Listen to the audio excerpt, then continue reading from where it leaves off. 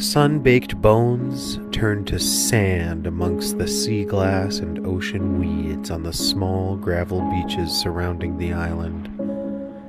As the slow waves endlessly lap the shore, small crabs and bottom feeders move in the shallows. Closer to the forest, great logs and small sticks lay abandoned and rotting. Scattered amongst the brown, bone, and gray, a velvet green moss creeps from the trees towards the water. Deeper amongst the forest, lichen hangs low with the mushrooms and squirrels. The air is thick with the scent of salt and earth, mingling with the faint sweetness of purple wildflowers that peek through the underbrush. In the center of the island, the center of the trees and the bones, lies an old, blood-colored lodging house. The interior is cozy, with bookshelves overflowing with books and trinkets collected from various travels. Every corner holds a curiosity, a curved brass dagger, an antique globe with fading countries, and framed photographs of people from all times and all places. The true heart of this home, beckoning you closer long before you ever stepped off the boat, is the parlor in the back. Glowing and warm as a fireplace, a vintage television sits atop a sturdy oak stand, flanked by shelves filled with neatly organized VHS tapes. The spines are labeled in a variety of handwriting, some decorated with doodles or notes. Welcome to the Videotape Story Vault.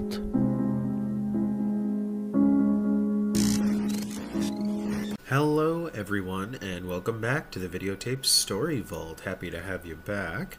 Welcome to a story called Igor's Empty Castle. It's a nice one. I hope you like it. Igor's Empty Castle. As an early October wind blew dead and painted leaves past the many windows of the Eagle's Nest retirement community, most of the residents were too preoccupied to notice the boys as they approached the front doors. "Are you sure about this?" Younger whispered to Older as the glass doors closed behind them. The nurse on duty at the front desk kept her head down, busy with her work. "Of course I am, worrywart," Older scolded as they crept down the beige hallway towards the common room. Waiting for them, like forgotten sandcastles on the beach, a few scattered grandmas and grandpas eyed the small pair curiously from their tables and chairs. More so than the lobby, the room smelled of alcohol and hand sanitizer. After scanning the room and those who dwelled there, the boys seemed to find their man. Sitting in an armchair closest to the small, boxy television sat an old man in a blue checkered bathrobe. In his left hand, he was clutching a remote control. In his right, he held a closed, frustrated fist. On the small, boxy screen in front of him, a black and white bombshell was making her way through the styrofoam jungles of Hollywood. "Sir?" Younger asked, summoning his bravery. "Bullshit! Are you seeing this, kid? Pure and total bullshit!" The old man yelled towards the blonde bimbo on screen. "Bullshit?" Older echoed, confused. "I'm so tired of seeing all this remake bullshit garbage. Now the original film had its problems, but why the hell would anyone bother to make the same movie twice? And make it worse? Goddamn bullshit!" The old vulture squawked. The boys, no longer feeling uncertain and scared, were grinning ear to ear and staring towards the television. "That's Jungle Women of Peru!" The boys cheered in almost unison. The old man's features tightened strangely as he turned to face them for the first time. "How the hell do you know that?" he asked curiously. His confusion made him sound even older than he looked. Both boys blushed. "Well, sir, or, Lord, we're both fans of yours," Younger began. "We watch your show, like, all the time, man. Our dad loved it too," Older explained with awe. The old man seemed skeptical but amused. "You serious? You kids know about Lord Dredmor's castle?" the old man asked after a moment to collect himself. Without a word, the boys nodded slowly. "So, what do you want from me? An autograph? 'Cause I don't do no pictures anymore." The boys interrupted him, eager to be understood. "Oh, no way, man. We don't want a photo or even an autograph. We just wanted to, I don't know, hear about what it was like being famous." The old man laughed, a welcome sound in such a dull and drowsy room. "How much time you got?" the old man giggled. "Well, school doesn't start again until next Monday, so," Younger said before being interrupted. "Shut it, dipstick," Older spat. The old man laughed, short and deserved. "Christ, you kids never really change, you know that?" "Of course you don't. My room's down the hall a ways. If you want to hear about it, about the castle, I'll tell you everything over there." Without looking behind him to see if they would follow, the old man walked back to his room slowly. "Well, what do we do?" Younger asked his older brother. "Follow him, stupid," ordered Older. Both curious and nervous, the boys followed like alley cats down the lazy, sun-filled hallway towards the old man's room. Hanging on the walls as they went were great ocean landscapes stained yellow with age. As they moved into the small room down the long white hallway, the alcohol smell of the elderly seemed to leave them behind. "It ain't much," the old man groaned as the heavy door closed behind the curious kids. "But it's home. You'll have to share the love seat," the old man told them, pointing. The boys, lost in awe, had barely registered him as he spoke. Instead, they stood hypnotized in front of a tall glass case. Behind the ghostly outline of their glassy-eyed reflections, the boys stared longingly at relics from a life both distant and thrilling. There were rubber bats, yellowing scripts, and photos of a young Lord Dredmor in dark velvet capes standing beside famous Hollywood monsters from Hollywood's golden age. Mixed among with everything they recognized, the boys couldn't help but notice a few items that seemed out of place on the shelf. A purple heart, a handwritten birthday card, and a well-polished wooden pipe wedged between the dead and the forgotten. "Sorry, mister," Younger said to both of them. "It's just so cool," Older finished as he claimed his spot on the love seat by the bed. Finding a seat of his own, the old man gently lowered himself into a wheelchair by the window. "It was cool, all right. Believe it or not, I can still remember most of it. But before I spill my guts, I have to ask you both something very important." Both boys leaned closer and listened harder. "What the hell do they call you back home? John and Jacob? Or maybe you're a Jack and a James?" the old man asked with one eyebrow raised comically. Balanced on the love seat, both kids squirmed with the giggles. "No way, man," Older laughed. "I'm Willard, but you can call me Will. The younger one's Benny," Will explained while his brother tamed his laughter.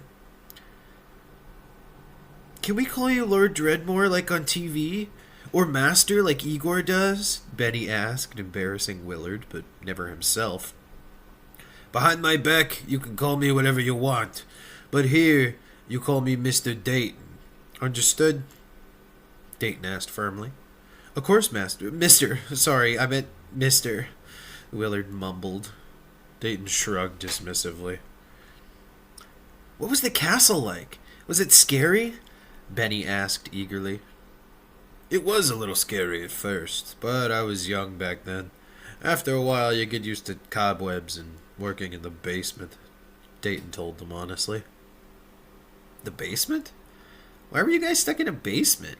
Willard asked. Because nobody believed in us, that's why. When we started doing monster movies at midnight, the ratings were next to zero. The only reason they didn't cut our funding during the first year was the pissing contest between us and KYD TV out of Edmonton. Those assholes could have shown paint drying and still kicked our ass number-wise. Dayton finished with a roll of his eyes. Benny looked confused, but fully absorbed, like a boy meeting Santa for the first time. Did you really get to spend a week in Were-Woman's mansion? Or was that just for the show? Willard asked. Oh, yes, I did indeed spend a few nights at Eva's house in the hills.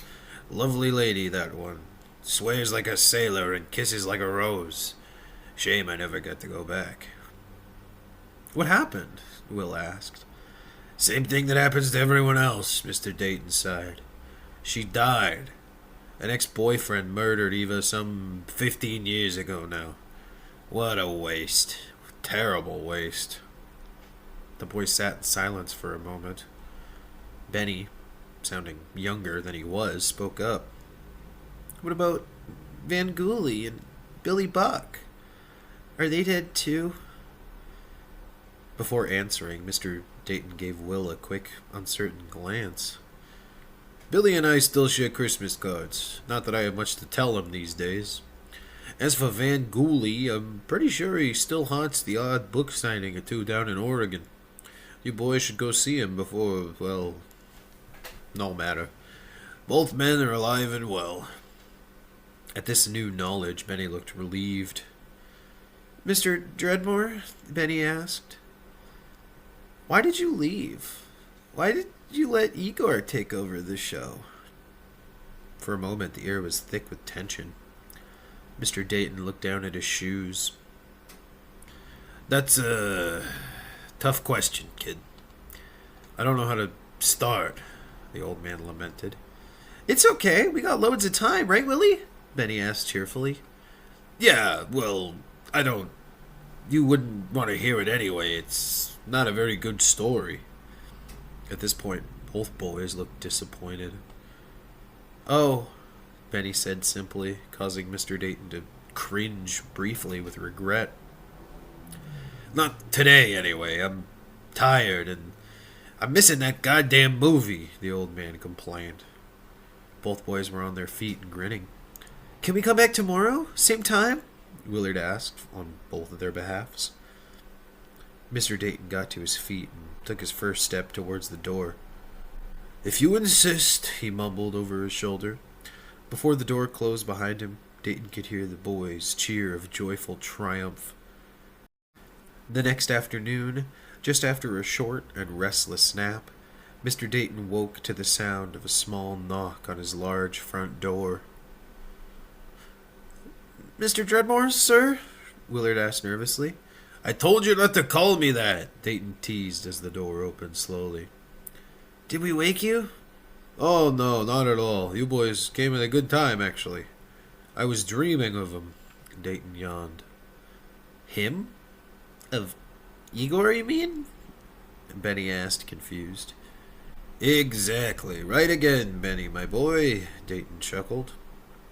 So why did you quit? Benny asked bluntly, to Willard's further embarrassment. Right to it, huh? Can't say I blame you. I did make you wait, after all, Dayton admitted. Alright, first of all, take a seat. I want to tell you both the rules before I begin my story. The boys sat obediently. Good. Alright, first things first, don't interrupt me. I will answer your questions at the end if you got any, but while I'm talking, please don't interrupt. If you need a break, say so. Got it? Both boys nodded. Good. Now, as an English major with some theater experience, Charles Dayton started with the network as a weatherman on the Channel 19 morning news. Far from the straight-faced delivery style of his colleagues, my father quickly earned the nickname Chucklin' Charles for his undying sense of humor and genuine love of broadcasting. For 5 good years, Chucklin' Charles gave the small county of Edison its morning weather update with a side of jokes for dessert. But as the years went on, ratings went down. In the end, Channel 19 News decided they wanted to take things in a different direction. A direction that had nothing to do with my father. They didn't fire him, not exactly, but Charles Dayton would never again appear on the Channel 19 News. Instead, they moved my father into the basement, with Van Gooley already on the scene and Eva the Vampire Queen coming in close behind. The network knew there would be an audience for a similar kind of horror host. When they pitched it to him, my father stormed out of the office and straight home for a drink. Worse than the weather, worse than the stage, worse than anything, my father lamented as my mother listened patiently. According to Charles Dayton, there was no real artistry to be found in the horror genre at all. That's nonsense, of course, but nonsense my father believed until the day he died. They must have stayed up all night talking and debating and deciding how to move forward. Although hesitant, my mother had convinced him to take the job before the sun could rise. I started doing Igor after I turned 14, and according to the network, I was a real hit with the fans. Just like Chucklin' Charles, the longer my father was on the air, the less interest folks seemed to have in tuning in. At first, they would write me into 1 or 2 episodes a month. After a while, however, Lord Dredmor started getting fewer and fewer lines. My ratings were better, plain and simple, and my father never forgave me for that. In the first few years I took over the show as Igor, my father refused to speak to me at all. According to my mother, he had taken a job as a data analyst in the city, and he was hating every second of it. Lucky for him, my father didn't work there for too long. About 3 months after they had moved to the city, my father was shot and killed in an alleyway mugging.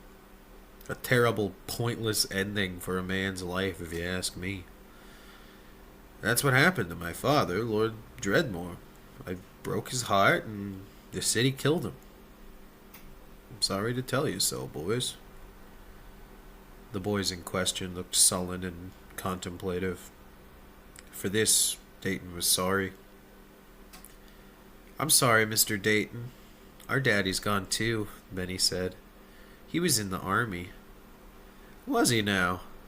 Well, I'm sorry to hear it, boys. Maybe we have more in common than I thought, Dayton said, looking towards his shelf of memories.